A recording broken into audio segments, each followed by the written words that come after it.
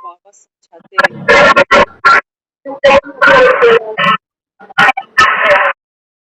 प्रभु चिंतन करो और दुलारो, दो घड़ी मन प्रभु में लगा लो।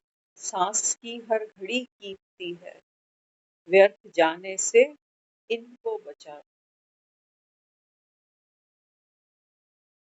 बाबा कहते हैं बच्चे, पर दर्शन करते करते हमारी जो अंदर की खुशी है, बाबा कहता है ये गायब होने लग जाती है। क्योंकि इस समय बाबा कहता है हर एक जो आत्मा है, वो बाबा कहता है बॉडी कॉन्शियस में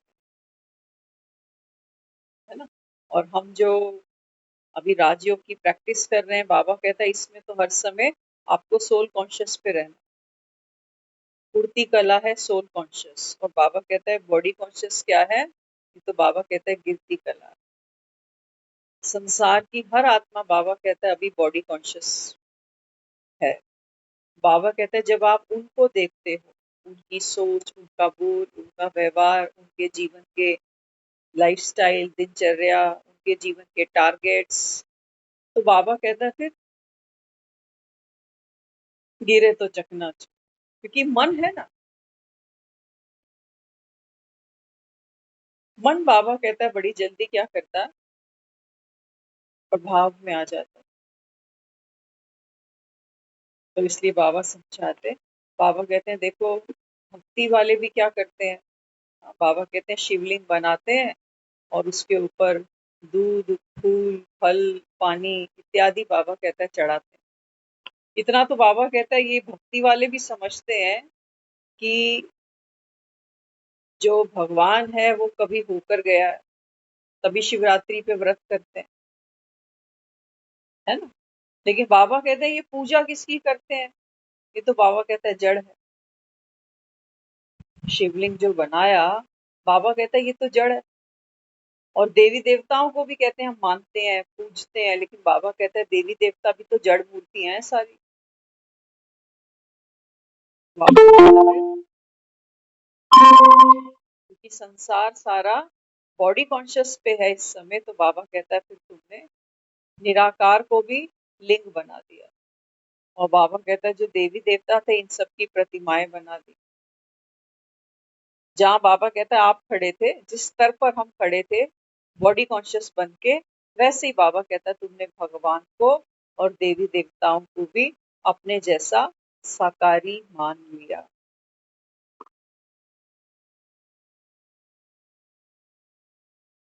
तो बाबा कहता है फिर साकारी मान के क्या किया, हाँ क्या किया। बाबा कहते हैं महिमा की, क्या महिमा करते हो कि तू तो ज्ञान का सागर है, प्रेम का सागर है, और हम एक बूंद के प्यासे। महिमा की ना। बाबा कहते हैं बच्चे जब तक आप मेरे जैसे, हाँ बाबा कौन है, परम पिता, परम आत्मा। बाबा कहते हैं जब तक आप बॉडी कॉन्शियस से उठ करके सोल कॉन्शियस पर नहीं आते हो, तब तक बाबा कहता है तुम्हारी कोई प्यास मैं बुझा नहीं पाऊंगा।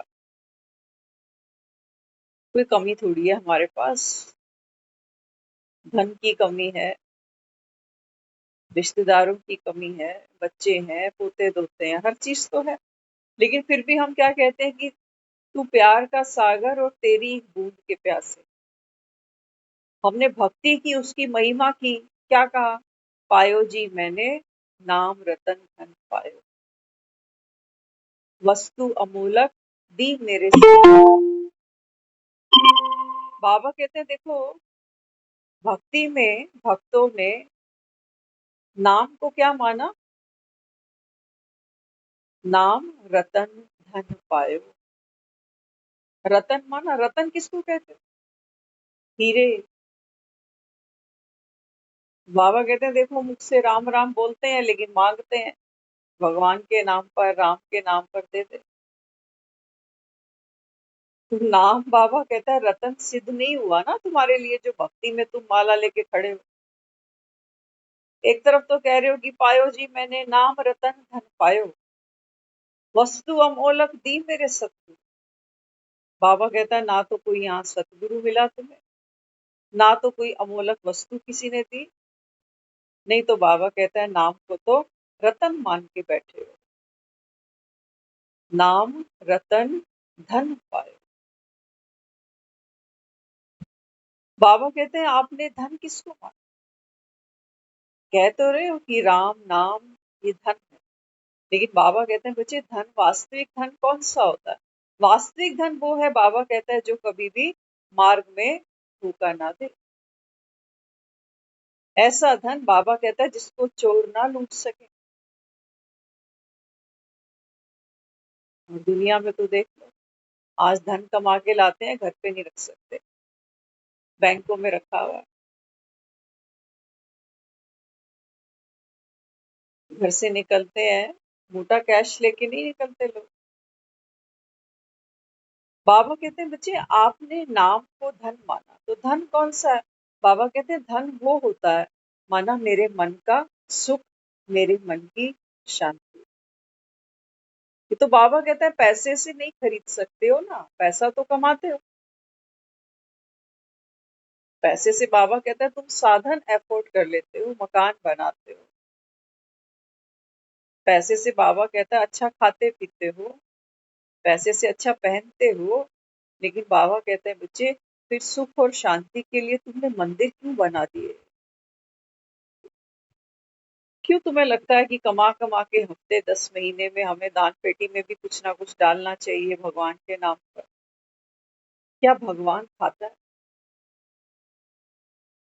हमें सिखाया तो कुछ ऐसा ही हुआ है कि भगवान से कुछ मांगना हो तो मंदिर खाली हाथ नहीं जाओ, कुछ ना कुछ चढ़ाओ, नारियल चढ़ाओ, लड्डू चढ़ाओ। सरकारी दफ्तर बाबू बैठा है क्या ये? सरकारी दफ्तर का कि रिश्वत के बिना काम ही नहीं करता? पहले भी खुश करो, मन्नत पूरी हो जाए तो और खुश करो। अच्छा करते क्या? एक मजे की बात सुनना, कई बातें सामने आती हैं, लगता है कि वाकई हमारी आंखें तो कोई खोल ही नहीं पाता। आपने बहुत जगह सुना होगा, जब किसी की कोई मुराद मन्नत पूरी होती है ना, तो वो क्या करता है? भंडारा डलवाता है। भगवान कहता है देख मैं तो खाता नहीं, और जब तुम गरीबों को खिलाते हो, किसी जरूरतमंद को खिलाते हो ना, तो ये दुआएं किसको देते हैं? भगवान को? नहीं बाबा, तुम निमित्त बनते हो ना। तुमने मंदिर में लंगर रखा, गुरुद्वारे में बाबा कहता है तुमने लंगर रखा, तो खाने वाले खाते तो गुरु का लंगर है, मानते तो इसको प्रसाद है। लेकिन बाबा कहते हैं ये दुआएं किसको देते हैं? जो वहां धन की सेवा लगाते हैं, जो वहां कर्मणा की सेवा करते हैं। कहते हैं ना, जिन खजानों से माया आई वो खजाने भरपूर करना, ये अरदास करते हैं गुरुद्वारे में। तो बाबा कहते हैं बच्चे मैं तो क्या खाऊंगा, क्या खिलाओगे मुझे? तुम्हारे नारियल मैंने क्या कर,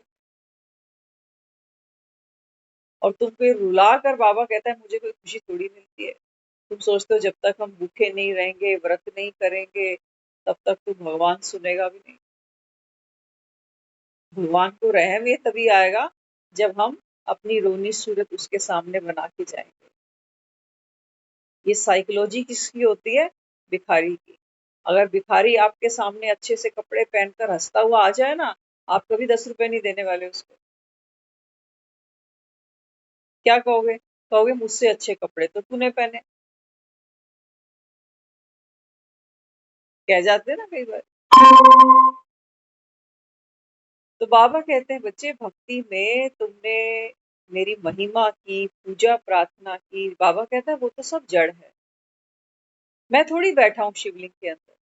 और देवी देवताओं की प्रतिमाओं में, मूर्तियों में बाबा कहता है कोई देवी देवता थोड़ी बैठा। मिट्टी की बनाते हो ना, मिट्टी की बना, खुद ही खरीद के ले आते हो, खुद ही मोल भाव करते हो। भैया लक्ष्मी जी की मूर्ति कितने की दी, गणेश जी की कितने की दी, हनुमान जी की कितने की दी?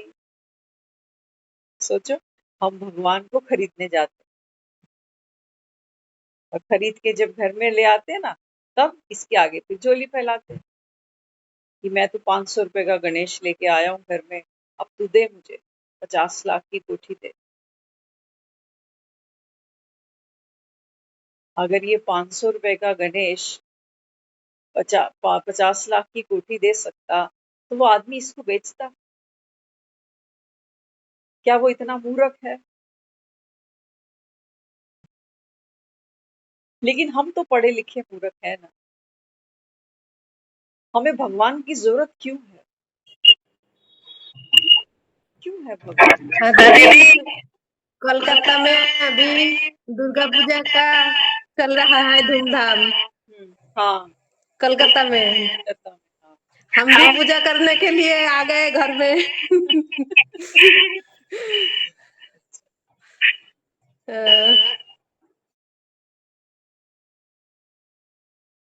तो कलकत्ता में भी जहाँ आप आए हो घर में दशहरा पूजा पे, दुर्गा पूजा पे बड़ी धूमधाम से पूजा मनाई जाती है। पंडाल सजते हैं, पूरे 10 दिन बड़ी रौनक लगती है। तो जहां तक चांसेस हैं, शायद बहनें भी इस पंडाल तक जरूर पहुंचती होंगी। बीके बहनें जरूर आती होंगी, कोई ना कोई प्रदर्शनी, कुछ ना कुछ सेवा जरूर चलती होगी, है ना? तो नहीं तो आपके घर के आसपास कोई लोकेशन जरूर होगी। तो एक छोटा सा बाबा की सेवा, तो बाबा कहते हैं जहां भी जाओ, बाबा कहते हैं सेवा भूलना नहीं। तो जो भी परिवार के लोग हैं, जैसे भी, वो थोड़ा थोड़ा ज्ञान से बांधने की कोशिश करना, है ना? एकदम से तो नहीं होगा, लेकिन कहीं बीज तो पड़े कि देखो मैं ये ज्ञान सुनती हूँ। अभी आप कलकत्ता में हो, वो बहन पूरा भारत भ्रमण कर रही है। पहले वो दिल्ली में थी, फिर बताया मैं बैंगलोर में आई, फिर बताया मैं बिहार में आई, अभी उड़ीसा, फिर बताया अभी कलकत्ता आई। तो देखो बहन पूरा भारत भ्रमण कर रही है और बाबा की मुरलियां हर स्टेट में जा रही है। तो अभी दशहरा पूजा तक वही हो आप, हाँ? तो एंजॉय करो, लेकिन जो बाबा का काम है वो भूलो नहीं। क्योंकि जब बच्चों को स्कूलों की छुट्टी मिलती है ना, तो मैडम थोड़ा थोड़ा होमवर्क भी जरूर देती है कि पढ़ाई कहीं भूल ना जाए। तो आपके चेहरे से, आपके चलन से वो दुर्गा प्रत्यक्ष होनी चाहिए। दुर्गा काली माँ ना, बाबा कहते हैं बच्चे अभी अपना वो भयंकर रूप किस पर दिखाना है। हाँ, बाबा कहते हैं बच्चे इस समय जो विकार है वो समस्त आत्माओं को दुख दे रहा है। वहां बाबा कहता है तुम्हें काली का रूप है। तो काली को दिखाया ना, ऐसे जीभ बाहर निकाली है।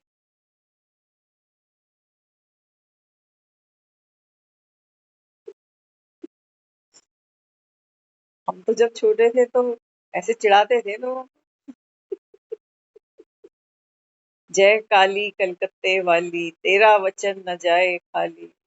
आज भी दक्षिणेश्वर मंदिर है कलकत्ता में, बहुत महिमा है उसकी, और हमने बहुत कुछ उस मंदिर के बारे में सुना भी। बाबा भी कई बार मुरलियों में काली कलकत्ते वाली का जिक्र जरूर करता है। तो बाबा कहते हैं बच्चे अब जड़ मूर्तियां तो देखो भक्त बेचारे बना रहे हैं। हाँ, इतने महंगे महंगे बड़े बड़े पंडाल सजते हैं, बड़े बड़े जो सेलिब्रिटीज हैं वो वहां पहुंचते हैं। बहुत धूमधाम से मनाया जाता है दशहरा। दिवाली से भी ज्यादा धूम इनकी दशहरे पर रहती है। जैसे हम लोग दिवाली पे नए कपड़े पहनते हैं ना, ऐसे ये दक्षिणी काली पूजा पे पहनते हैं। तो बाबा यहाँ समझाता, बाबा कहते हैं देखो संसार में जड़ मूर्तियों की पूजा कितनी भाव भावना से होती है ना? लेकिन बाबा कहते हैं बच्चे ये सब आप करते तो भावना से हो, लेकिन बाबा कहता है कोई प्राप्ति हुई? प्राप्ति हुई? हमारी अपनी एक रिलेशन में है बंगाली, उनको मैं बचपन से ही देखते आ रहे हूँ। रोज में बंगला चैनल चलता है और वो तरह तरह के बंगला सीरियल्स देखती हैं, और वहाँ सब सीरियल्स में वही सब होता है जो हमारे आपके घरों में चलता है। तो बाबा समझाता है, बाबा कहते हैं बच्चे पूजा करने से, हाँ बाबा कहते हैं बच्चे आपके पाप नहीं कट सकते। पाप नहीं कट सकते माना हमारी जो दृष्टि है ना वो परिवर्तन नहीं हो सकती पूजा करने से। क्योंकि बाबा कहते हैं जितनी तुम पूजा करते हो उतना बाबा कहता है पूजा करना अर्थात मांगना। मांगना कि भाई मैं तो मूर्ख भी हूँ, फलगामी भी हूँ और तू ही दाता है एक तो बस। हमने उसको कहा है काली माँ। हम कई बार सोचते हैं कि वाकई हमने जो इन देवी देवताओं को कहा माँ, तो माँ तो शक्ति है और हमारे अंदर इतनी शक्ति नहीं है कि आज किसी बात पर अगर मेरी आंख में आंसू आ जाता है ना तो मैं अपना आंख का आंसू खुद पहुंच पाऊं। शक्ति नहीं है, मुझे अपने मन की बात करने के लिए किसी और के कान गीले करने पड़ते हैं। तब कहते हैं अब थोड़ा मेरा मन शांत हुआ तुझे सुनाकर बताकर तेरे आगे रो कर। तो बाबा समझाता है, बाबा कहते हैं बच्चे अभी तो दुनिया तो जड़ मूर्तियों की पूजा कर रही है, उन्हीं की सेवा करते हैं और सोचते हैं कि ये देवी प्रसन्न हो जाएगी। बाबा कहता है कोई होगा तो प्रसन्न भी होगा और कोई है नहीं, बाबा कहता है जो तुमसे नाराज भी है। देवी देवता बाबा कहता है किसी से नाराज थोड़ी होगा।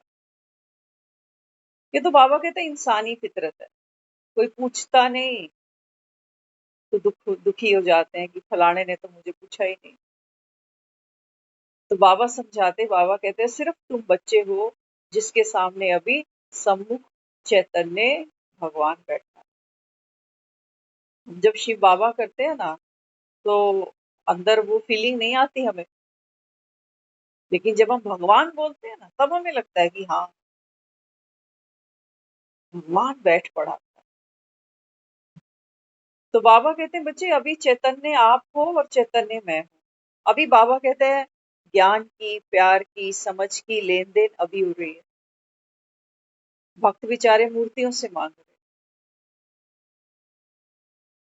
और बाबा कहता है मूर्तियों के आगे बाबा कहता है नाचते हैं गाते हैं एक दूसरे को। बाबा कहता है देखो प्यार से खिलाते हैं, नए नए कपड़े पहनते हैं। बाबा कहते हैं फिर मूर्ति को ले जाके स्वाहा।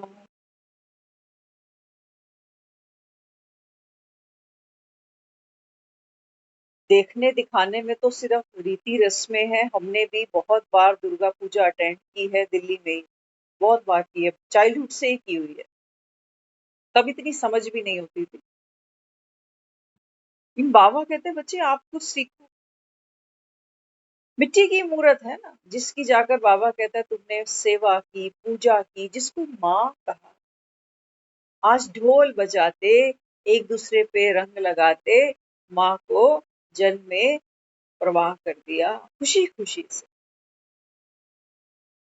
बाबा कहता है जब जब बाबा कहता है जो अपनी माँ वो भी तो मिट्टी की है। संसार का बाबा कहता है जो भी संबंध है सब बाबा कहता है देखो बॉडी कॉन्शियस हो ना इसी को मिट्टी का है बाबा। वहां तो बाबा कहते हैं मिट्टी के साथ खेलते हो, मिट्टी मिट्टी से ही खेल रही है। खरीद के लाएंगे इतनी एक्सपेंसिव मूर्तियां हम, कितना सुंदर माँ का श्रृंगार करेंगे, इतने बड़े बड़े पंडाल लगाएंगे, कितने लोगों के भोजन का आयोजन करेंगे, कितने ढोल वाले बुलाएंगे। बाबा कहते हैं बच्चे मिट्टी मिट्टी से खेल रही है और खुशी खुशी खेलते हो। तो भक्तों की भावना इतनी प्यारी है। हमने देखा है जब वो कई लोग दुर्गा पूजा पे माँ को प्रवाह करते हैं ना तो उनकी आंख में आंसू भी प्यार का आता है। आंसू सच्चे हैं, मूर्ति झूठी है तो क्या हुआ, आंसू तो सच्चे। तो बाबा कहते हैं बच्चे आप चैतन्य में हो, हम आत्मा। अभी बाबा कहते हैं तुम शरीर में हो ना। तो बाबा कहता है तुम्हारी प्यास बुझेगी पानी से। कोई सिर्फ पानी की तस्वीर सामने रख दे बात नहीं बनेगी। अभी हम शरीर में हैं, खाना चाहिए हम, तो भूख मिटेगी हमारी। कोई हमें बार बार आके सुनाता ही रहे कि 108 बार बोलो पूड़ी छोले, पूड़ी छोले, पूड़ी छोले, भूख बढ़ेगी या मिटेगी? मुझे तो लगता है बार बार बोलने से और बढ़ेगी। तो बाबा कहते हैं बच्चे आप तो चैतन्य हो ना, तो बाबा कहता है तुम जिनसे मांग रहे हो प्रेम कि तू प्यार का सागर एक बूंद के प्यासे हम, तो बाबा कहता है फिर कहते हो नाम रतन धन पायो। तो बाबा कहता है नाम लेते लेते तो तुम भीख मांग रहे हो, ये कैसा नाम रतन पा लिया तुम? सुबह उठते ही माला भी जपते हैं, भिखारी भी बैठे हैं रोड पे, ये कैसा नाम जपा? बाबा कहता है जो तुमको खाली करता है अंदर से। कल हम एक लाइन डिस्कस कर रहे थे, सुबह हमने वो रात की मुरली सुनी, तो हम वहाँ एक गुरुद्वारे में एक पंक्ति सुनी थी हमने, जिस ठाकुर स्यों नाही चारा ताकऊ कीजे सद नमस्कार। ये वाणी में आया हुआ। देख लो हम ठाकुर को माना भगवान को याद क्यों कर रहे हैं, कारण क्या है? जिस ठाकुर स्यों नाही चारा, माना जिस भगवान के बिना हमारा चारा नहीं है, गुजारा नहीं है ना। हम कई बार कहते हैं ना क्या करें, इसके बिना गुजारा नहीं, तो हाथ पैर जोड़ के इसको मना के ले आते हैं कि चल बर्तन पड़े हैं घर में काम कर दे थोड़ा। मेड के लिए कहते हैं ना कई बार ऐसे कि इसके बिना ना हमारा गुजारा नहीं चलता, तो नखरे भी करती है तो भी सहन कर लेते हैं, कोई बात नहीं, मजबूरी है हमारी। तो बाबा कहते देखो भक्ति में तुमने भगवान को कैसे याद किया कि जिस ठाकुर से नाही चारा ताकऊ कीजे सद नमस्कार, कि भाई अगर मैं तुझे नमस्कार नहीं करूंगी, मंदिर नहीं आऊंगी, गुरुद्वारे नहीं आऊंगी, भजन नहीं गाऊंगी, शब्द नहीं बोलूंगी, वाणी नहीं पढ़ूंगी, तो तू तो मेरा बेड़ा गर्क कर दे। तू ठंडा रहे, तेरी नजर ठंडी रहे, तेरी कृपा मुझ पर रहे, इसलिए सुबह उठकर नमस्कार कर देना। 5 मिनट का खेल है, कितनी देर लगती है? हम क्यों पंगा लें इतने बड़े के साथ? तो बाबा कहता है देखो भक्तों की भक्ति कि जिस ठाकुर से नाई चारा, पता नहीं फल में क्या कर दे। तो कहते तो हैं, लोग कहते हैं भगवान से डर के रहो, कहते हैं ना भगवान से डरो, भगवान से डर कर रहो।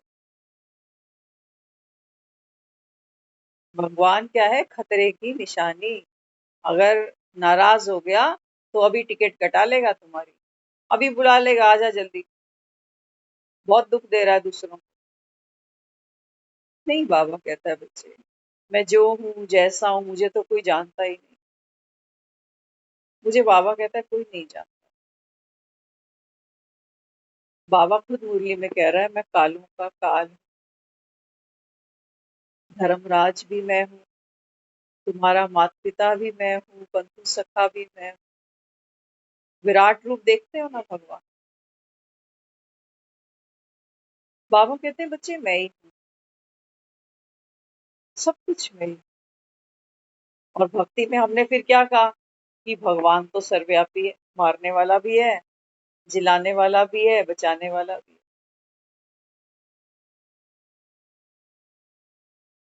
अब डॉक्टर को क्या बोलोगे, मारने वाला या बचाने वाला?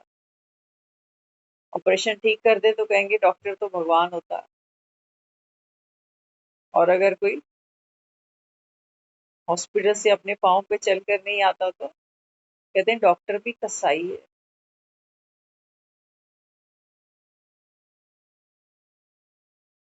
बाबा हमको सत्य ज्ञान दे रहे हैं। बाबा कहते हैं बच्चे जो कुछ तुमने अब तक पढ़ा सुना समझा, ये सब बाबा कहता है ये पर चिंतन था, इसको बाबा कहता है पहुंचना पड़ेगा पहले, ये तख्ती साफ करनी पड़ेगी। साफ करनी पड़ेगी बाबा कहते हैं। साफ क्यों नहीं कर पाते? बहुत से लोग हैं वो कहते हैं कि हम ये ज्ञान नहीं सुनेंगे क्योंकि ये लोग तो कहते हैं भक्ति नहीं करनी चाहिए। पूछते हैं कई बार, आप मंदिर वगैरह आते जाते तो नहीं हो, कभी देखा तो नहीं मंदिर आते जाते? बाबा कहते हैं उनको बोलो जितनी भक्ति मैंने की ना उतनी तेरे खानदान में किसी ने नहीं की।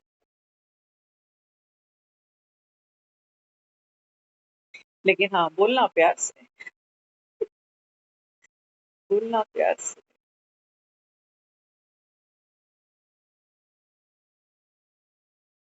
तो बाबा समझाता है, बाबा कहते हैं बच्चे मैं तुमको अभी रतन लुटा रहा हूं।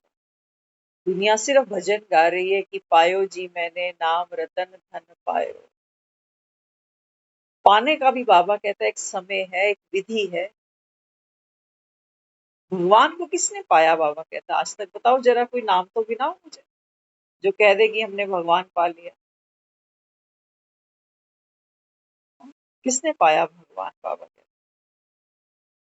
कोई मुझे जानता ही नहीं। बाबा कहता आज एक माता जी हैं, वो सुबह बता रहे थे, कहते हैं एक कोई है आसपास में, ट्यूशंस पढ़ाती है वो। तो कहती है मैं सुबह सुबह, क्योंकि मेरा पोता भी वहां जाता है ट्यूशन पढ़ने, तो कोई किताब उसकी वहां रह गई थी, तो सुबह सुबह मैं वहां गई, तो बच्चों को स्कूल जाना था, तो उसकी किताब लेने में वहां उसके ट्यूशन पर पहुंच गई। तो जो उसकी ट्यूटर थी बच्चे की, वो नहा धो के स्कूटी पे जा रही थी। तो मैंने उससे पूछा तुम कहाँ जा रही हो इस समय सुबह सुबह? तो बोली, कहती कि मैं रोज ना सत्संग सुनने जाती हूँ। किनका? अ, धन निरंकार, शायद ऐसा कुछ बताया उसने। ममता दीदी आप थे आज सुबह शायद? हाँ आप थे। तो कहने लगी, कहती देखो वो इतनी मेहनती है, सारा दिन ट्यूशन के बैचेस आते रहते हैं, लेकिन उस पर भी उसने 1 घंटा अपने लिए निकाला कि सुबह सुबह मैं 1 घंटा जाकर वो जरूर सुन कर आऊं। तो माता जी कहने लगी, मैंने उनको बोला कि तुम हमारे यहाँ ओम शांति में आया करो ना। तो कहने लगी ये भी तो निराकार की बात करते हैं।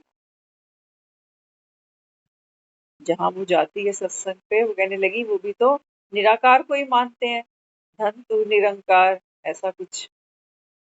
तो कहती मैं फिर चुप हो गई। तो हमने उनको कहा, मैंने कहा आप उनको ये कह देते कि निरंकार को तो आप सब मानते हो कि भगवान तो निराकारी है, लेकिन फिर हम कौन है? हम खुद को तो निराकारी नहीं मानते ना, हम खुद तो अभी बॉडी कॉन्शियस में। तो बाबा एक मेजर शिफ्ट हमको उठाकर कलयुग से, जिसको हमने संगम कहा ना, बाबा कहते हैं बच्चे ये केवल और केवल क्या है? तुम्हारा दृष्टि परिवर्तन, आत्मचिंतन, हमने इसी को कहा है। आत्मचिंतन वो 62 लाइनें नहीं है कि मैं देह त्रिकुटी के बीच में आत्मा विराजमान हूँ और परम धाम की निवासी हूँ, परमात्मा शिव मेरा पिता है। तो हमने निबंध जैसे बच्चा याद करता है ना, गाय हमारी माता है, बैल हमारा पिता है, वैसा नहीं, आत्मचित। तो बाबा समझाता, बाबा कहते हैं बच्चे अभी मैं तुमको कलयुग से, माना बॉडी कॉन्शियस से उठाकर सीधा सोल कॉन्शियस पर लेकर आता। लेकिन बाबा कहता है आत्मा जो पुरुषार्थ करेगी ना, आज बाबा ने बड़ा सुंदर एक्सप्लेन किया। बाबा कहते हैं देखो, आत्मा का तो नाम कभी बदलता नहीं, आत्मा को तो आत्मा ही कहते हैं, लेकिन हाँ, शरीर के नाम बाबा कहते हैं बार बार बदलते हैं, है ना? तो बाबा ने कितना सुंदर एक्सप्लेन किया कि देखो, आत्मा जब अपना परिचय देती है तो क्या कहती है कि मैं फलाने फलाने रंग रूप के शरीर वाली आत्मा हूँ। बाबा कहता है नाम जरूरी है ना जो शरीर पे रखते हो, नहीं तो कारोबार कैसे चलेगा? हम एक दूसरे को सब नाम से ही तो जानते हैं आज, है ना? किसी के घर जाना हो तो पूछते हैं भैया आपका एड्रेस क्या है? तो आत्मा का एड्रेस तो है ये चेहरा। एड्रेस ही तो हमने जो आज तक रिश्ते निभाए, एड्रेस ने एड्रेस से निभाए हैं बस। मालिक मालिक से कभी मिला ही नहीं। एक मकान दूसरे मकान से सट के खड़ा है, मेड फॉर ईच अदर। तू गिरेगा तो मैं भी गिर जाऊंगा, तेरे मेरे पिलर एक ही हैं। तू जिस दिन दुनिया में नहीं होगा ना, उस दिन मुझे भी दुनिया में खंबे की तरह खड़े रहने में कोई खुशी नहीं मिलने वाली। हमने जो रिश्ते बनाए हैं वो हमने सीमेंट मिट्टी से, सीमेंट मिट्टी के ही रिश्ते बनाए। बॉडी कॉन्शियस में रहकर बॉडी कॉन्शियस ही लोगों के साथ हमारे संबंध संपर्क रहे।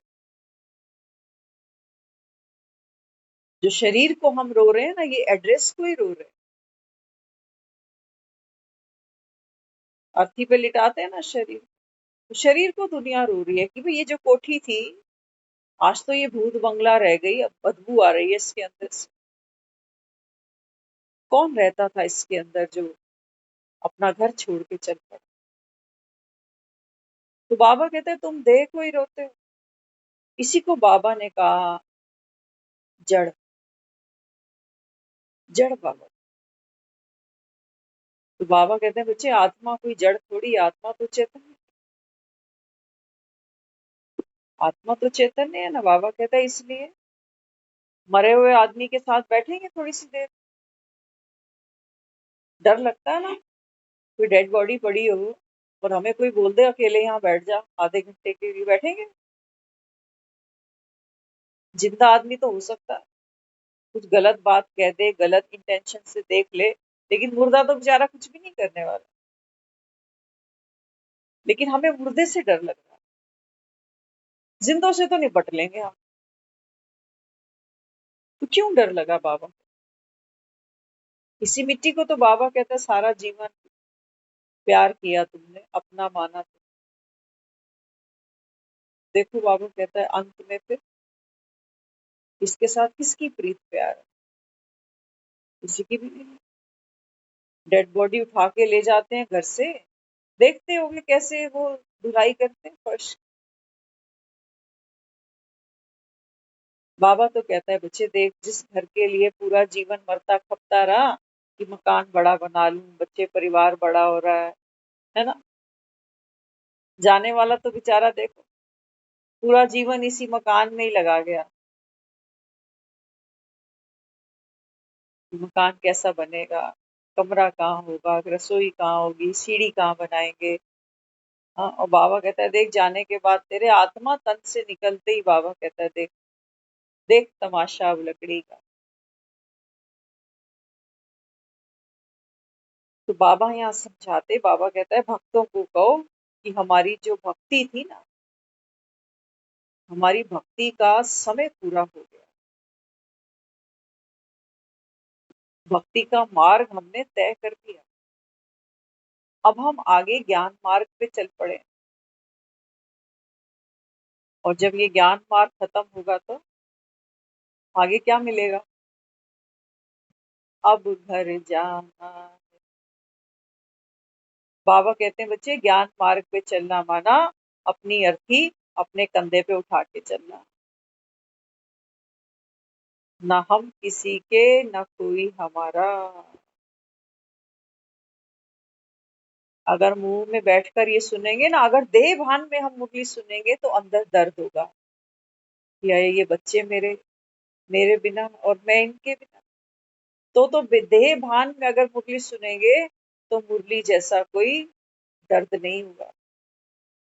लेकिन बाबा कहता है अगर तुम सोल कॉन्शियस होके मुरली सुनते हो ना, तो बाबा कहता है बच्चे संसार में तुम्हारा भय, तुम्हारी पीड़ा, तुम्हारा संताप, तुम्हारा शोक, सब बाबा कहता है ये मुरली ऐसे खींचती है। सुनने सुनने में भेद है। इसलिए बाबा बैठते ही बच्चों को कहता है रूहानी बाप बैठ, रूहानी बच्चों को समझाते हैं। बाबा कहता है मैं दुनिया वालों को नहीं समझाता, मैं केवल और केवल अपने बच्चों से बात करता हूँ जिन्होंने, बाबा कहता है, पर काया में बैठे अपने पिता को पहचान लिया।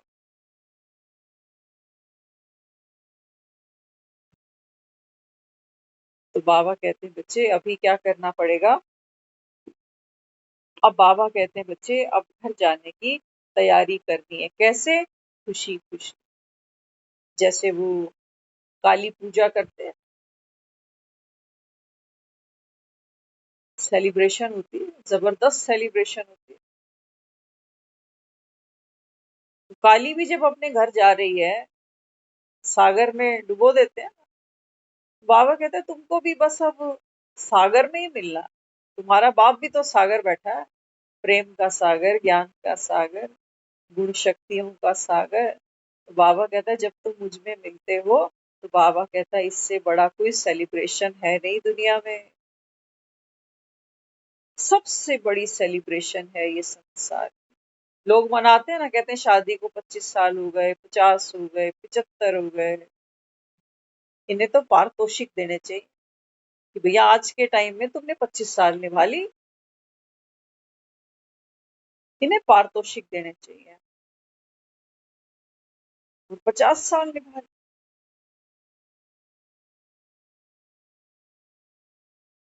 तो बाबा यहाँ समझाता है, बाबा कहते हैं बच्चे, हर आत्मा को अपना अपना पुरुषार्थ स्वयं करना है। बाबा कहते हैं देखो दुनिया में भी लोग क्या कहते हैं, हाँ बाबा कहते हैं दुनिया में भी लोग ये मानते हैं कि नारायण को याद करने से क्या होगा, अंतमति सुगति मिल जाएगी। तो लोग मरते से राम बुलवा रहे हैं। बाबा कहता है ये राम कौन है, तुम्हारा इसके साथ क्या संबंध है। बाबा कहता है वो तो कोई नहीं जानता, ये तो सीता का राम है, लक्ष्मण का भाई है, तुम्हारा क्या है, कौन लगता है राम तुम्हारा। हम कहते हैं भगवान तो राम है, राम ही भगवान। बाबा कहते हैं भगवान के साथ तुम्हारा संबंध बताओ मुझे। जैसे परिवार बैठता है, रिश्तेदारी बैठते हैं, तो सब पूछते हैं ना ये आपके कौन लगते हैं, तो हम क्लियर होते हैं कि ये मम्मी है, ये पापा, ये भाई है, ये छोटा भाई, ये बड़ा भाई, ये सिस्टर, ये वो हमें सबका पता है। तो जिसके साथ मेरा जो रिलेशन है वैसा ही वहां मेरा लेन देन होगा, व्यवहार होगा, याद होगी, वैसा ही तो होगा। लेकिन जिसके साथ रिश्ता ही नहीं, किसी के साथ मेरा रिश्ता अगर है, तो वो बच्चा मुझे आके कह सकता है कि आप मेरे को ना मार्केट चलो, कपड़े दिलाओ, हक से बोलेगा। और किसी के साथ मेरा कोई संबंध ही नहीं है, तो वो बेचारा मुझसे एक रुमाल भी नहीं मांगेगा। तो बाबा कहते हैं तुमने जिसको राम कहा, भगवान कहा, बाबा कहते हैं बच्चे इसके साथ कभी कोई संबंध जोड़ा नहीं तुमने। कह तो दिया कि तुम ही हो माता पिता, तुम ही हो बंधु सखा, जो खिल सके ना वो फूल हम है, तुम्हारे चरणों की धूल हम है। क्यों नहीं खिल सके, बाबा कहता है तुम, मैं तो आया था, बाबा कहता है संगम पर इसीलिए आया था, आत्मा रूपी फूल खिलाने के लिए। फिर बाबा कहता है तू खिला क्यों नहीं। और क्यों, बाबा कहता है मेरे चरणों की धूल बन गया, मेरे तो चरण ही नहीं कमबख्त तुम्हारे। किसके चरणों की धूल बना तू, माया के चरणों की धूल बना, रावण के चरणों की धूल बना। मौत बाबा कहता है तुझे धूल धूल कर देगी एक दिन। जिसको कहता है मेरे पास समय ही नहीं है, मेरे पास काम इतने हैं, मौत तो सबको चुटकियों में रिटायर्ड कर देती है, हिलने डुलने जोगा भी नहीं छोड़ती, ऐसा रिटायर्ड करेगी। तो बाबा कहते हैं बच्चे ये मत गाओ बार बार कि जो खिल सके ना वो फूल हम है। क्यों नहीं खिल सके बाबा, क्या रुकावट थी, क्या बाधा थी, क्या विघ्न था। यही बाबा कहता है तुम्हारा अहंकार विघ्न बना ना, कि हम तो भक्ति करते हैं, हम तो मंदिर जाते हैं, हम तो व्रत करते हैं। अब देखो श्राद्ध खत्म, अमावस पूज देंगे, अब फिर घर में हम सोच रहे थे आज, क्योंकि हम बहुत से लोगों को जानते हैं जो नवरात्रों से भी पहले ज्वाला जी पहुंचते हैं, ज्वाला जी से माँ की जोत लेकर आते हैं यहाँ दिल्ली। और वो जोत जो है वहाँ पूरे 9 दिन 10 दिन जलाते हैं, रोज वहाँ कीर्तन होता है, वो जोत घर घर भक्तों के घर जाती है। तो बाबा समझाता है, बाबा कहते हैं बच्चे महाज्योति, महाज्योति बाबा कहता है तुम आत्माओं का पिता निराकार शिव। बाबा कहता है क्या तुम तुम्हारे में इतनी ताकत है कि तुम कहीं से ये जोत उठा के ले आओ। देखो, समय समय की भी बात होती है। नवरात्रे हम कब मना रहे हैं? कब मना रहे हैं? पंडित जी तो कोई तिथि तारीख देते हैं ना कि फलाने दिन से नवरात्रे लगे। अमावस के बाद एकम, द्वितीया, तृतीया फिर से शुरू हो जाएगी। तो अमावस के बाद क्या होगा? चढ़ती कला, शक्ति का आवाहन होगा। जब घर घर ये जोत जगेगी। हमने मंदिरों में माँ की जोत जगाई है। हमने कहा है, बड़ी भागा वाली होंदी है वो था जिथे माँ दी जोत जगी। कि वो जो जगह जहाँ पर माँ की जोत जगती है ना, वो बहुत भाग्यशाली है। कि बाबा कहते हैं, बच्चे मैं तो इसकी बात कर, मैं तो इसकी बात कर। वो तो बाबा कहते हैं 9 दिन का मेला है तुम्हारा।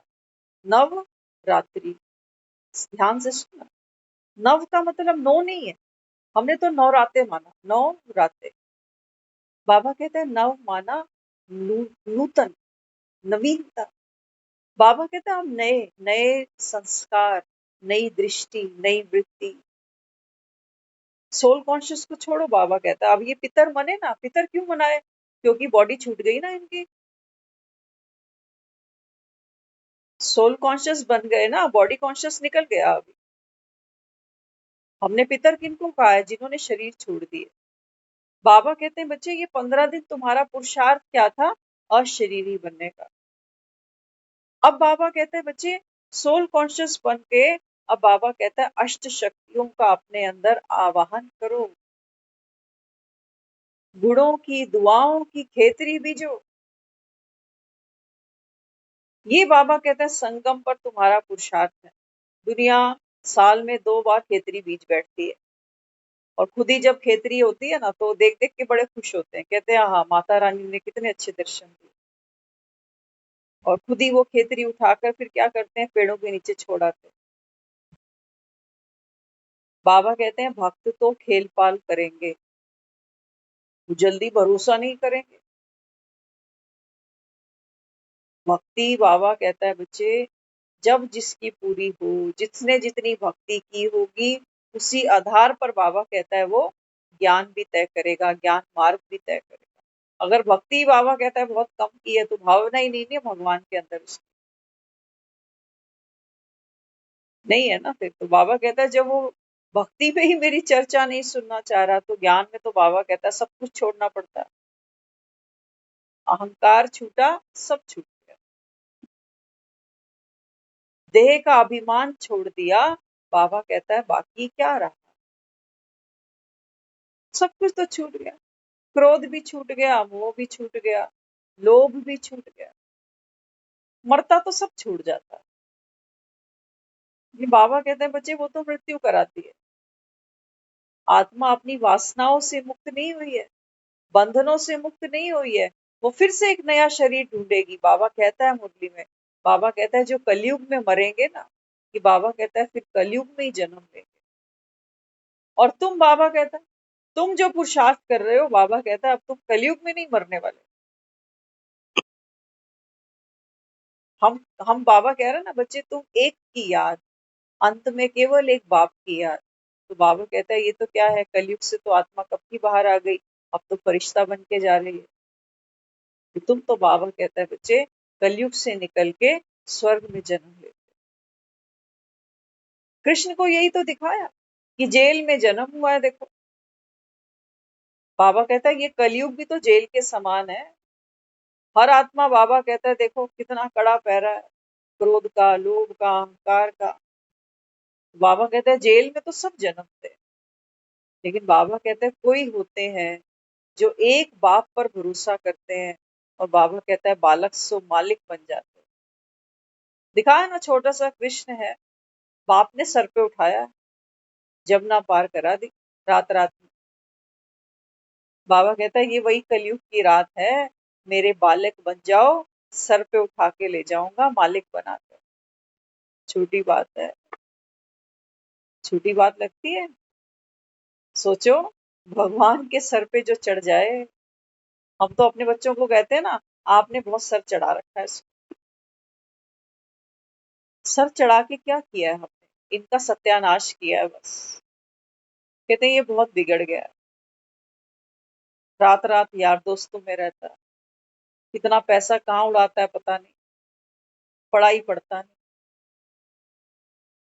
तो हमने तो जो बच्चे सर पे उठाए हैं इनके बेड़े गर्क करे हैं, लेकिन भगवान जिन बच्चों को सर पे उठाता है ना संगम पर, बाबा कहते हैं बच्चे, मैं तुमको इस रावण की जेल से निकालकर, कंस की जेल से निकालकर, बाबा कहता है अभी द्वारका का अधीश बनाने वाला।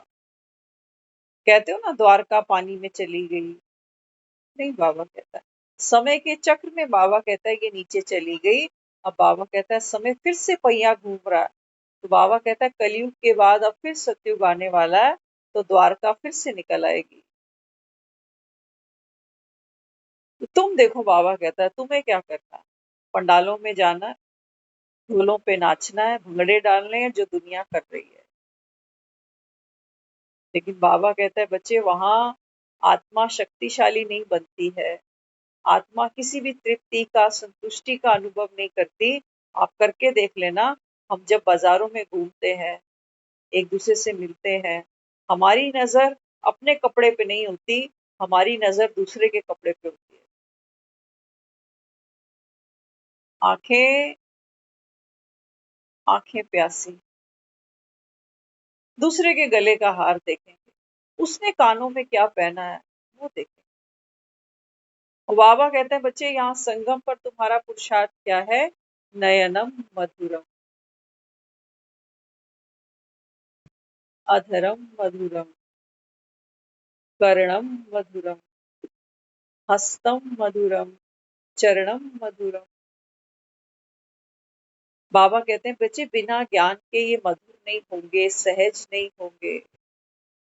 हमारी एक एक कर्मेंद्री, हाथ कौन से मधुर लगते हैं, थप्पड़ मारने वाले कौन से मधुर लगते हैं। हम अक्सर माँ के हाथों को याद करते हैं, कहते हैं मम्मी के हाथ का जो खाना हमने खाया, रोटी खाई, अब नहीं है। मम्मी बार बार पूछती थी रोटी खा ली तूने, तो पूछती थी तेरे को अगर ये सब्जी नहीं खानी है तो मैं तेरे लिए कुछ और बना दूं।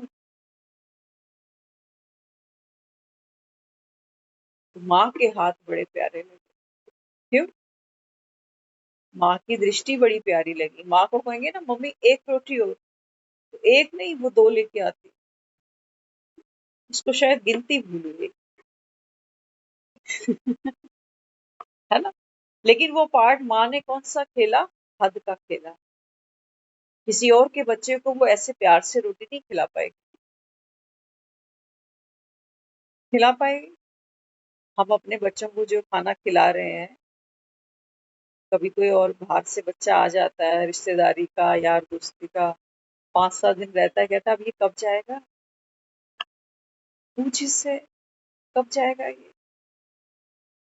तो हमने जो पार्ट खेले, ये हद के पार्ट खेले। अब बाबा कहते हैं बच्चे ये काली को तो दुनिया माँ कह रही है, ऐसे ही कह रही है, ऐसे तो नहीं कह रही ना बाबा। हम बगल वाले को क्या कहेंगे, आंटी जी, आंटी जी बुलाते हैं ना, या मम्मी को कभी बोलेंगे आंटी जी आज खाने में क्या बनाया।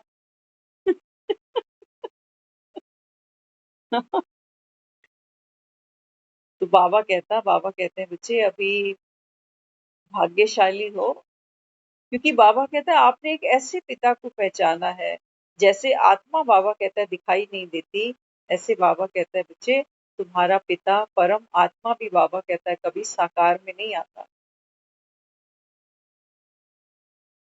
हूँ तो बाबा कहता है मैं मालिक, जैसे हमने ये रामायण में भी देखा ना कि राजा राम दिखाया, दशरथ का बेटा।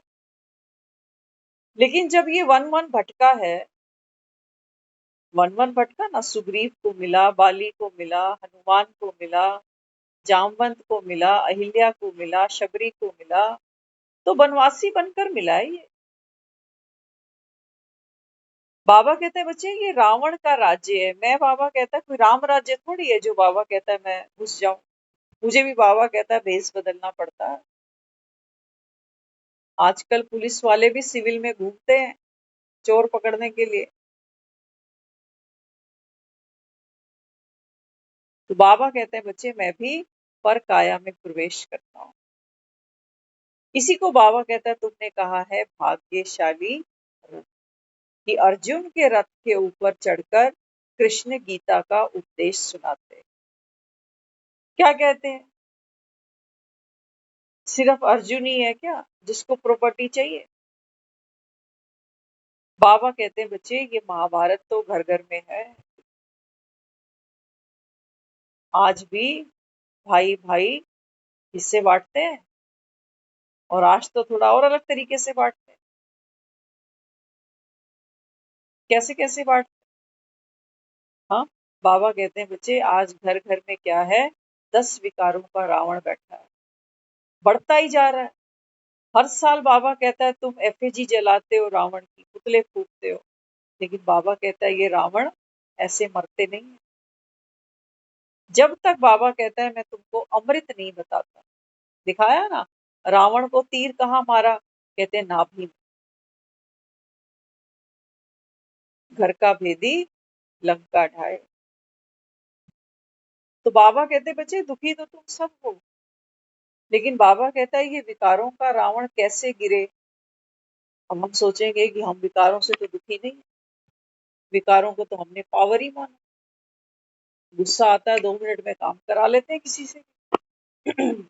लोभ लालच करते हैं तो बिजनेस दुकान आज इतनी बढ़ा ली है। हमारी जो दृष्टि है, बाबा कहते हैं अभी तो उल्टी हुई पड़ी है। इन विकारों को बाबा कहता है तुमने अपनी पावर बना रखा।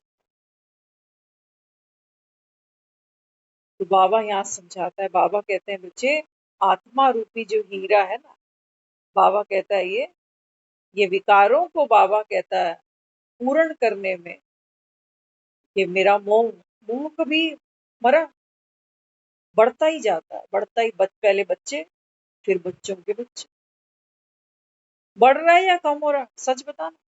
ऐसा नहीं है कि मेरा मोह सिर्फ मेरे अपने बच्चों से ही है जिनको मैंने जन्म दिया है, नहीं, इनके बच्चे वो कहेंगे नानी दादी, फैल रहा है, इन्फेक्शन फैलता जा रहा है। पहले 2 के पीछे मरते थे, अब 6 के पीछे मरे।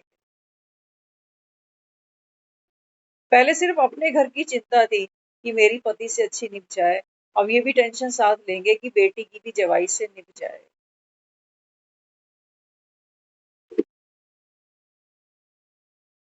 बढ़ गया ना काम, क्योंकि मोह बढ़ गया। लो बाबा कहता है जैसे जैसे हमारी उम्र बढ़ती है हमारी डाइट कम ही हो रही है, लेकिन पैसा तो हमें बहुत चाहिए अभी, तो बच्चे हैं फिर बच्चों के बच्चे हैं। बाबा कहते हैं बच्चे तुम इतना कमाते हो कि 7 पुश्ते बैठकर खाएंगे, खुद रोटी मिले ना मिले। कई तो बेचारे ऐसे हैं बीमार होते हैं डॉक्टर के पास ही नहीं जाते, कहते हैं यार छोड़ अपने आप ठीक हो जाएगा, थोड़ा सा कष्ट ही तो है, भोग लेता हूँ, क्या डॉक्टरों के पास फीसें भरता रहूं। तो बाबा कहते हैं मोह भी क्या बन गए तुम्हारे अभी, इनको बाबा कहता है तुमने अपनी शक्ति माना। बाबा कहते हैं बच्चे जिस दिन आत्मा, जब बाबा कहते हैं इनकी गुलामी से आजाद होगी ना, जो हमारा मन है, जो जीवन क्या है देखा जाए तो जीवन हमारी आदतों का जाल ही तो है बस। अगर एक जीवन पर फोकस करो तो क्या है, देखो तो सही, सालों के साल बीतते जा रहे हैं, हम क्या है, हम वही हैं। हमारा खाने का तरीका, हमारा पहनने का तरीका, हमारा लोगों से रिश्तेदारी व्यवहार निभाने का तरीका, ये आदतों का जाल ही तो जीवन है बस। कोई चेंज हम करना भी चाहें तो हम कहते हैं अब इस उम्र में नहीं होता हमसे। तो बाबा समझाते हैं इसलिए मैं आत्मा से बात करता हूँ, मैं शरीर से बात नहीं करता। मैं ये नहीं देखता कि तुम कौन सी उम्र में बैठ के यहाँ मुरली सुन रहे हो। इसलिए दिखाया कृष्ण ने उपजा भी ठीक कर दी, ठीक करी ना, पूतना वध भी कर दिया, पूतना का भी उद्धार कर दिया। बाबा कहते हैं बच्चे मैं केवल आत्मा देखता हूँ, तुम कुब्जा हो कि गणिका हो कि अहिल्या हो कि कौन हो? बाबा कहता है मैं केवल आत्मा देख। किस भाव से यहाँ बैठते हो? बाबा कहता है मैं तुमको उसके नंबर दे। भाव माना आत्मिक भाव। आत्मा बिंदु बनकर यहाँ बैठे हो। कृष्ण छोटा सा बच्चा दिखाया है जब जेल से बाहर निकला है। बाबा कहते हैं गर्भ जेल है आत्मा। आत्मा इस समय बाबा कहता है ये शरीर है ना, ये जेल है उसकी। खा पी तो रही है बेचारी, जिंदा है तभी तो खा पी रहे हैं। आत्मा निकल गई तो कौन शरीर को रोटी खिलाएगा? तो बाबा कहते हैं जैसे जेल में बैठा है था ना कैदी, पेट भरने के लिए थक जाता है तो सो जाता है, फिर चक्की पीसने लगता है। बाबा कहते हैं यही तुम हो। चक्कियां पीसते पीसते बाबा कहता है तुमसे पहले भी कितने निकल गए। हम सुन रहे थे, एक बहुत अच्छा किसी ने समझाया था। कहते हैं एक बार एक गरीब था, तो जंगल में जाके ना लकड़ियां काटता था और बड़ी मुश्किल से लकड़ियां बेच बाच के वो अपने घर परिवार के लिए रोटी कमा पाता था। तो एक दिन जब जंगल में गया तो उसने देखा कि वहां पर कोई एक संत है जो ध्यान में बैठा हुआ। अब जब इसने कुल्हाड़ी से वो लकड़ियां काटनी शुरू की तो संत ने फिर आंख खोल के देखा इसको और कहा कि आप इस दिशा में आगे जाओगे, वहां जाना, वहां जाकर इतने कदम चलने पर जमीन को खोदना तो तुम सुखी हो जाओ। ये सोचने लगा कि चलो साधु है, सच्ची बात ही होगी, चलता हूँ। जब वहां गया, जमीन खोदी उसने तो देखा उसने जमीन के अंदर से एक मटका निकला। उस मटके के अंदर जो था ना वो बहुत सारी चांदी पड़ी। तो वो तो बाग बाग हो गया कि मैं तो सारा सारा दिन लकड़ियां काटता था, उस पे भी कभी बारिश आ जाती थी तो वो लकड़ी भी नहीं मिलती थी। तो ये अचानक से चांदी का मटका इसको मिला और ये तो वो मटका लेके अपने घर गया और फिर कई महीनों तक वो जंगल में लकड़ी काटने नहीं आया। मेहनत कर करके भी आदमी थक जाता। तो कई महीने उसका गुजारा उससे चलता गया। अब जब उसने देखा कि ये मटका भी अब खत्म होने वाला है तो फिर वापस अपनी कुल्हाड़ी उठाई और उस जंगल में पहुंच गया। जब फिर से वो आवाज आई कुल्हाड़ी चलाने की तो अब जो साधु था उसने कहा कि अब ऐसा करो, यहाँ कुल्हाड़ी मत चलाओ, अब तुम पूर्व दिशा की तरफ बढ़ो। तो जब तुम इतने किलोमीटर तक चलोगे, 2 किलोमीटर 2.5 किलोमीटर, तो तुमको वहां पर ऐसे ऐसे एक पेड़ मिलेगा, उस पेड़ के नीचे तुम खुदाई करना तो तुम्हारा जीवन यापन अच्छा चलेगा। तो ऐसे ही करके फिर वो उस पॉइंट पर पहुंचा। वहां जब खुदाई की तो वहां से एक सोने का मटका निकाल के ले आया। फिर खुश हो गया, फिर घर गया, फिर कई महीने नहीं आया। तो खाते खाते तो कहते हैं कुएं भी खाली हो जाते। तो अब ये जब फिर से साधु के सामने आकर पेड़ की लकड़ी काटने लगा तो साधु ने इसको कहा कि एक दिशा और बाकी है, लेकिन मैं तुझे वहां नहीं भेजूंगा, तू वहां भूल कर भी कभी मत जाना। साधु ने इसको मना कर दिया कि भाई मैं तेरे को अभी उत्तर की तरफ नहीं भेजना चाहता। जहां जहां जो तेरे लिए था मैंने तुझे दे दिया, उत्तर दिशा की तरफ कभी भूल के भी मत जाना। अब ये सोचने लगा, कहता है ये साधु हो ना हो, उत्तर दिशा में कुछ ऐसा जरूर होगा जो शायद इसने अपने लिए रखा होगा और मुझे नहीं देना चाहता।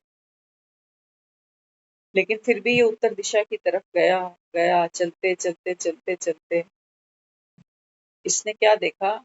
इसने देखा कि वहां एक बूढ़ा आदमी है जो एक चक्की चला रहा है। वो देख के हैरान हो गया, कहता है यहाँ सुनसान में ना बंदा ना बंदे की जात, और ये बूढ़ा यहाँ बैठ के चक्की चला रहा है।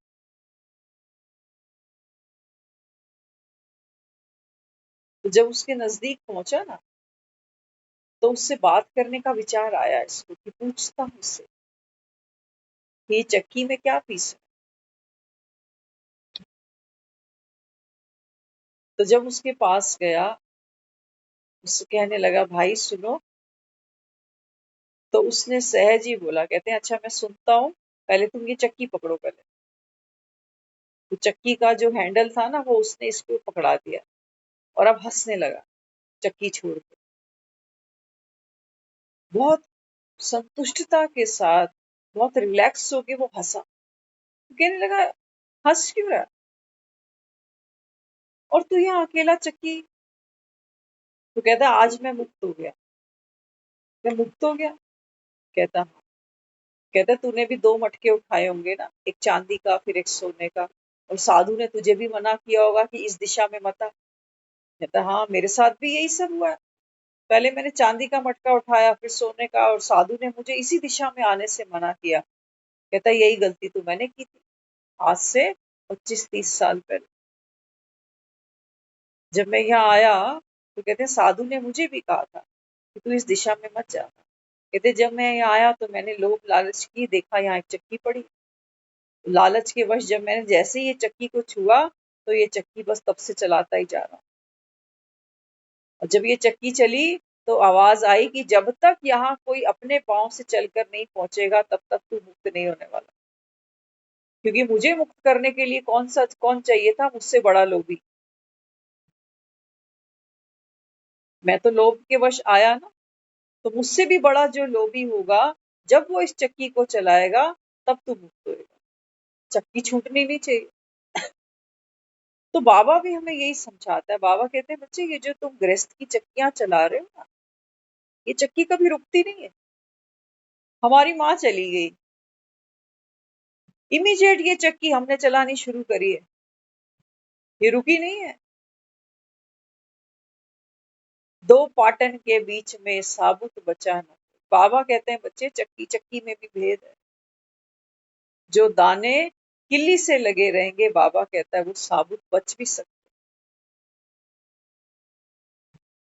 और हमारा सारा जीवन ऐसे ही निकल जाना है, ये परिवार, ये बच्चे, ये दुकान, ये मकान, चलने का समय आ जाएगा। बाबा कहते हैं बच्चे जो श्वास मिले, जो समय मिला, ये बाबा कहता है व्यर्थ है। चक्की थोड़ी रुकेगी, तेरे जाते ही बाबा कहता है चक्की कोई और पकड़ेगा।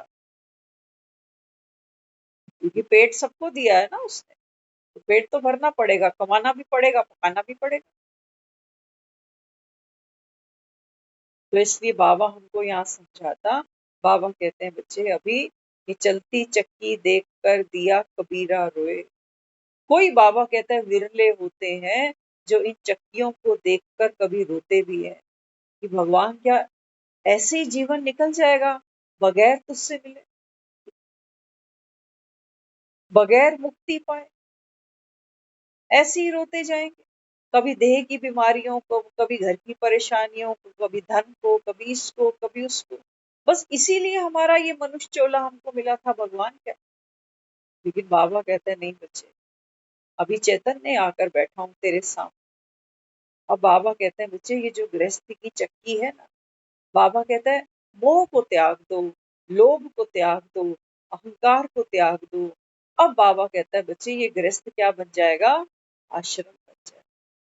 जो भी बाबा कहता है आत्मा पाठ खेलेगी ना, ये सेवा अर्थ खेलेगी, ये माँ बनकर बेचारी अब चक्की नहीं चलाने वाली, नहीं तो ये दुख पाएगी। आज ऐसी कौन सी माँ है संसार में जो बताओ पूरा जीवन बच्चों को देते हैं, हम मेहनत करते हैं बच्चों के साथ, लेकिन बाबा कहते हैं बच्चे आजकल माँ बाप बैठे हैं, बच्चे पहले ही चले जाते शरीर छोड़। किस पे उंगली रखो। कुछ ऐसे बच्चे हैं दुनिया में आते हैं, वो जन्म से ही बेचारे कोई मेंटली डिस्टर्ब है, कोई फिजिकली डिसेबल है, और बाबा कहते हैं जो तुम कैप्टन बना भी देते हो ना पढ़ा लिखा के, बाबा कहता है ये इंजीनियर डॉक्टर वकील बनकर अपने अपने घर की चक्की चलाएंगे। कहेंगे मम्मी टाइम ही नहीं मिलता, काम इतना होता है, ऑफिस का काम होता है, फिर उसको ऑफिस से लेने जाना होता है, तेरी मैडम जो है वो बहू, फिर बच्चे हैं उनकी फरमाइशें अलग, ये करते करते ही तो मैं थक जाता हूँ। है ना माँ, माँ को समझाते माँ तू तो समझती है ना। तो बाबा यहाँ समझाता है, बाबा कहते हैं बच्चे मानुष चोला तुमको मिला था। रोने के लिए बाबा कहता है मैंने नहीं दिया था। तो बाबा कहता है माया ने तुमको रुलाया। तो बाबा कहते हैं माया तुमने खुद जन्माई, खुद पैदा करी। बाबा कहता है साथ मिला। सब दुनिया में जानते हैं आए भी अकेले, जाना भी अकेले। लेकिन बाबा कहता है जब तुम एक गांठ बांधते हो ना भीतर भीतर कि मेरा, बाबा कहते हैं फिर वो जितना मैं और मेरा गहरा होगा, उतनी बाबा कहता है बच्चे आपकी पीड़ा बढ़ने वाली है। तो इसके लिए बाबा हमको ये ज्ञान का अमृत, ये तीर बाबा हमें रोज मारता है कि बाबा कहता है बच्चे पर चिंतन के ये 10 शीश तुम्हारे गिरने चाहिए। चिंताएं बाबा कहता है बहुत कर ली तुम।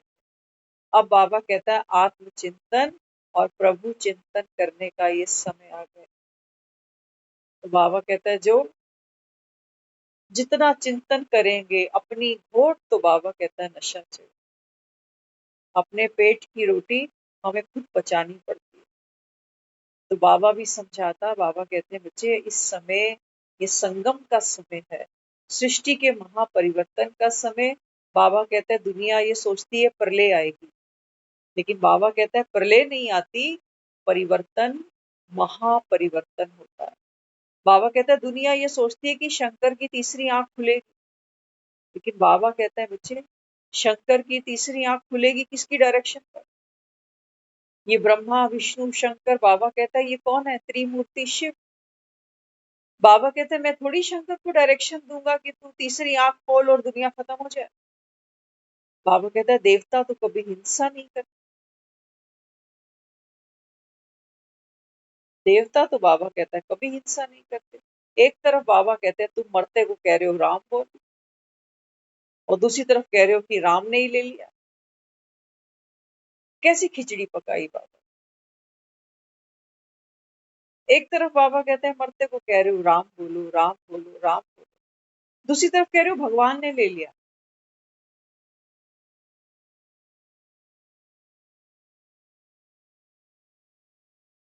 बाबा कहते हैं जो तुम्हारे मृत्यु का कारण बन गया। सोचो मृत्यु का कारण माना विनाश। बाबा कहते हैं नहीं बच्चे, ड्रामा है। ड्रामा बाबा कहता है सर्वोपरि है। ड्रामा में बाबा कहता है मैं भी बंधा पड़ा।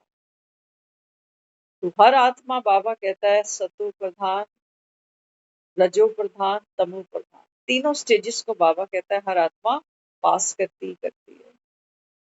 तो बाबा कहता है जन्म और मृत्यु, ये बाबा कहता है ये सत्य है। इस सत्य को बाबा कहता है बच्चे पूरा हजम करना पड़ता है। जन्म तो बाबा कहता है बड़ी खुशी से मनाते, बधाइयां देने जाते, और मरण, हर कोई जो दुनिया में जन्मा है उसको जानना पड़ेगा, जाना ही पड़ेगा। और ये नहीं सोचना कि मृत्यु 60-70 साल के बाद आती है, नहीं, ऐसा नहीं है कि 60-70 साल बीतेंगे तो अचानक कहीं से मृत्यु आएगी और हमको ले जाएगी। नहीं बाबा, पल पल बाबा कहता है एक सांस आ रही है फिर जा रही है, फिर आ रही है फिर जा रही है। कितना सुंदर ये बाबा कहता है तालमेल है, जीवन और मृत्यु। बाबा कहता है ऐसी एक साथ चलती है। जब हम सांस लेते हैं तो ये जीवन है, जब छोड़ते हैं तो ये मृत्यु। जब हम छोड़ते हैं ना सांस, तभी हम फिर से एक नई सांस ले पाते हैं। बाबा कहते हैं देखो जन्म के बाद मृत्यु है, ये भी तो चक्र है सांसों का। यहाँ तुम कंफ्यूज नहीं होते कि हम सांस लेंगे छोड़ेंगे नहीं, अगर छोड़ दिया तो मर ना जाएगा ही।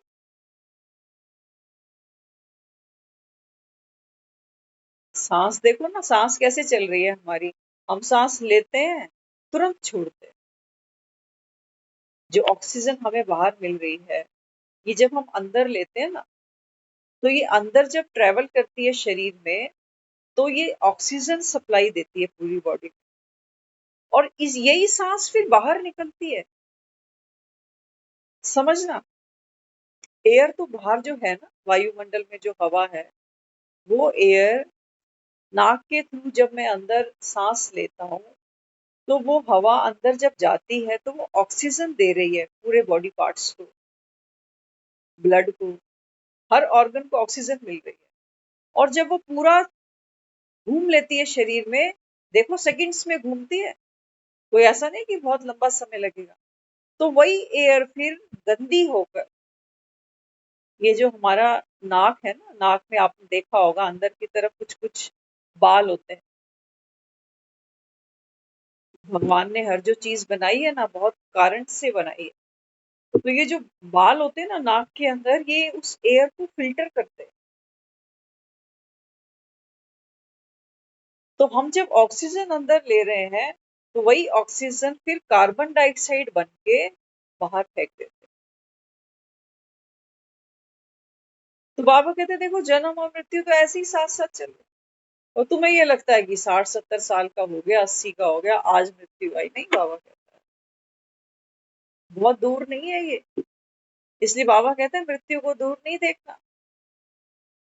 और इस समय तो बाबा कहता है वैसे ही देखो, अकाले मृत्यु, घर घर बाबा कहता है बीमारियों का, महामारियों का प्रकोप बाबा कहता है सब जगह है। डॉक्टर्स बड़े, क्लिनिक बड़े, रोगी बड़े। बाबा कहते हैं बीमारियां तुम्हारी कंट्रोल ही नहीं होती। तो इसलिए बाबा कहता है अब ये जानने का समय है। तो अपने आप को क्या करना है, बॉडी कॉन्शियस से उठाकर, बाबा कहता है बच्चे अमृत वेले उठते ही अपने को संकल्प देना कि मैं इस शरीर के द्वारा, बॉडी ऑर्गन्स के द्वारा आत्मा अपना अब विशेष पाठ खेल रही। ओम शांति।